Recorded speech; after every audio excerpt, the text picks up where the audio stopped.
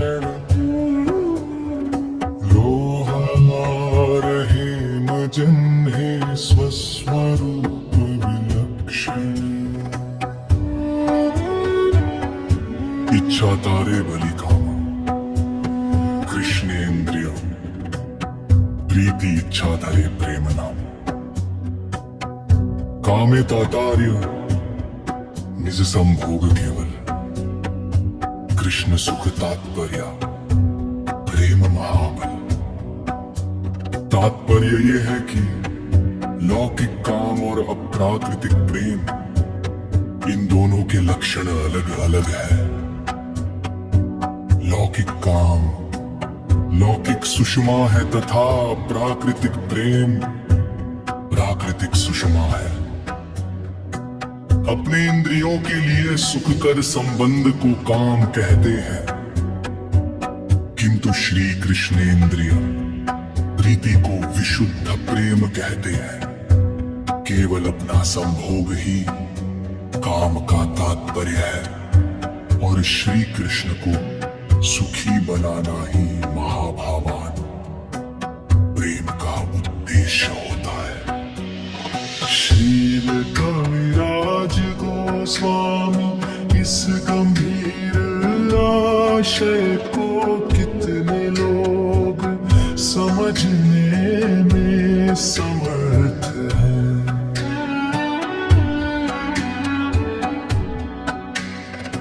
विशेषतः जो अपने इंद्रिय सुख में ही सदा व्यस्त है वे से समझ नहीं सकते।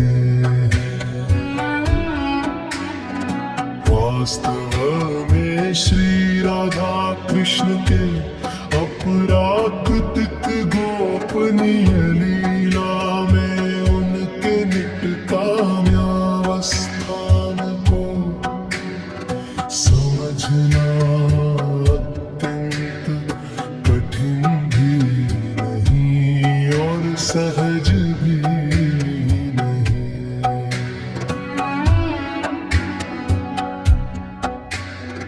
श्रुतिमत स्वन एवं अंतरिक्ष बीज में गोपनीय लीलाओं की लीला बद्ध इंद्रियां सर्वथा समर्थ एवं अयोग्य है।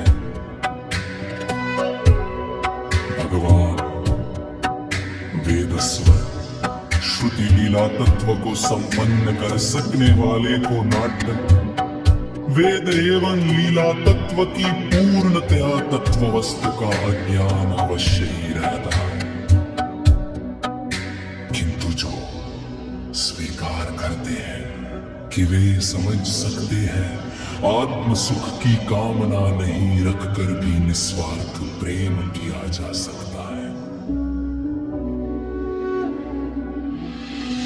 इसी निस्वार्थ अपराकृतिक प्रेम की शिक्षा देने के लिए ही वैष्णव कविराज लेखनी को धारणा करते हैं।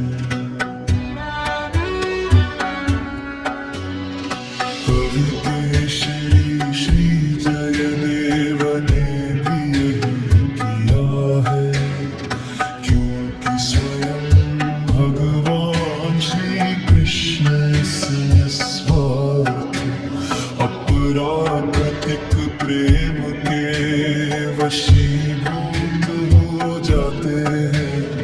विकना वशीभूत हो जाते हैं कि जहां भी ऐसी रीति की गंध पा लेते हैं, वे उनके चरणों में गिर कर देहि पद्मल वलतां कहने के भी प्रस्तुत रहते हैं।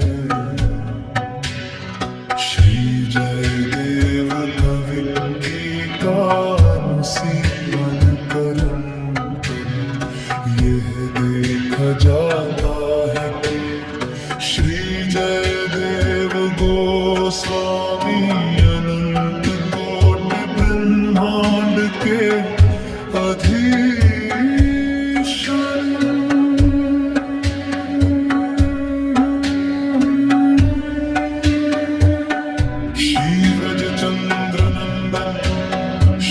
सुंदर के अंक से यह बाप बोलते हैं। ऐसा सोचकर वे अत्यंत अचंभित और व्याकुल हो उठे। कितने ही बार ऐसा